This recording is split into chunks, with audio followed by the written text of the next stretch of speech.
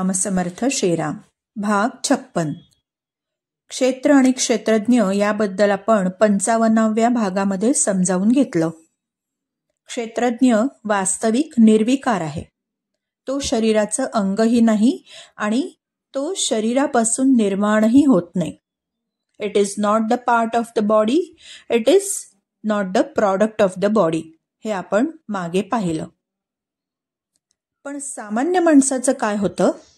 क्षेत्रज्ञ जेव्हा क्षेत्राशी संबंध मानू लागतो, म्हणजे मी शरीर आहे असं मानतो, तेव्हा मला सुख होतं, मला दुःख झालं, माझं नुकसान झालं, मला राग आला असं मानू लागतो. क्षेत्रात होणारे विकार आपल्याला झालेले आहेत ही चुकीची धारणा त्याची होऊन बसते. क्षेत्र आणि क्षेत्रज्ञ संबंध केवळ मानला गेलेला आहे, वास्तविक तो नाही. क्षेत्रज्ञ सर्वथैव वेगळा आहे. ज्ञानी मात्र असा नसतो. जीवनमुक्त महापुरुष, ज्ञानी पुरुष क्षेत्राविषयी उदासीन असतात आणि म्हणून ते सुखी किंवा दुःखी होत नाहीत. त्यांना सुख दुःखाचं ज्ञान नक्कीच होतं, पण त्यांच्यावर ते परिणाम करत नाही. ही त्यांची उदासीनता असते. मग शरीराविषयी तादात्म्य न होण्यासाठी, शरीराशी तादात्म्य न होण्यासाठी आणि जीवनमुक्त पुरुषांसारखी स्थिती येण्यासाठी काय केलं पाहिजे? तर मग हे सांगताना भगवंत 20 साधनं करायला सांगतात. म्हणजे 20 गुण तुम्ही अंगीकारा, आत्मसात करा, म्हणजे तुम्हाला ज्ञान होईल. आणि ते ज्ञान झालं की ज्ञेय तुम्हाला कळेल. ज्ञेय म्हणजे परमात्मा. मगच तुम्हाला तो कळेल.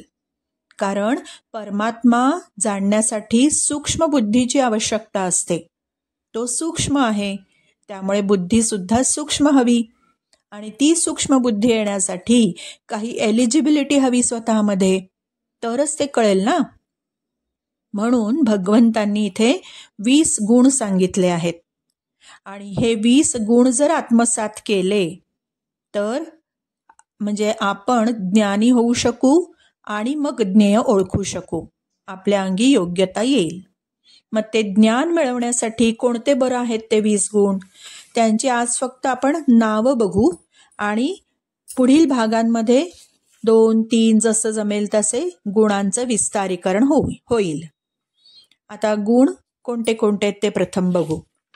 पहिला गुण आहे अमानित्व, दुसरं अदंभ, तिसरं अहिंसा, 4 क्षांती, 5 आर्जवम, 6 आचार्योपासनम, 7 शौचम, 8 स्थैर्यम, 9 आत्मविनिग्रह, 10 इंद्रियार्थेषु वैराग्यम, 11 अनहंकार, 12 जन्म मृत्यू जरा व्याधी दुःख दोषानुदर्शनम, 13 असक्ती, 14 अनभिष्वगम, 15 समचित्तत्वम, 16 अव्यभिचारिणी भक्ती, 17 विविक्त देश सेवित्वम, 18 अरतिर्जन संसदी, 19 अध्यात्मज्ञान नित्यत्वम आणि 20 तत्वज्ञानार्थ दर्शनम.